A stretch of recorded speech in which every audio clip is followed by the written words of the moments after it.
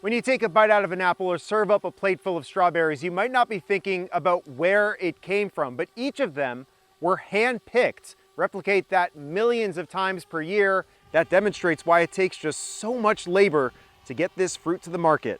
My grandpa said to my dad, "We're not farming, we're gambling." Just ask a farmer. They'll tell you there's always risk. You know, we're at the whim of Mother Nature. And of course, it's not just weather. Emily Mizio from the Cherry Bay Orchards in North Michigan and Jason Warren, who runs the cherry processing side of the business, agree. These days, their biggest challenge is hiring. We can't find local people to come and prune and harvest. We have some high school and college age kids that will work during harvest time, but not enough.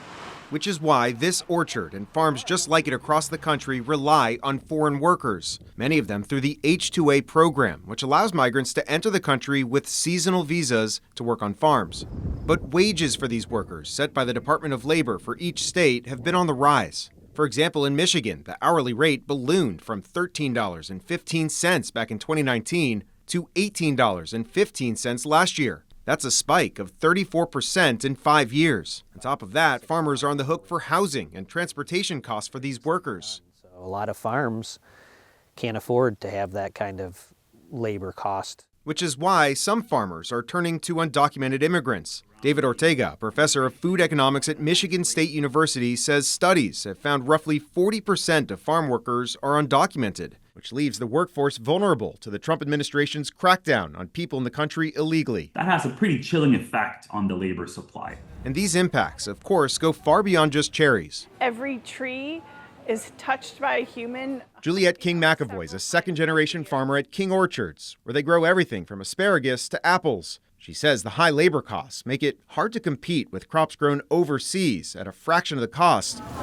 whether it's Turkish cherries, Mexican tomatoes, or Peruvian asparagus. It was picked and shipped from Peru and is still lower priced than what I can sell it for. That's the problem. The word tariff, properly used, is a beautiful word. Which is why President Donald Trump's push for tariffs intrigues some farmers. They say more focused tariffs targeting specific imported crops could help them, even if that means higher prices for consumers. That's when it's applied with precision and not a blanket situation. But no matter what happens in Washington, these Michigan farmers are trying to stay optimistic, hoping their yearly bet on Mother Nature will pay off. It's an amazing feeling when you pull it off. In Suttons Bay, Michigan, I'm Evan Koslof, Spectrum News.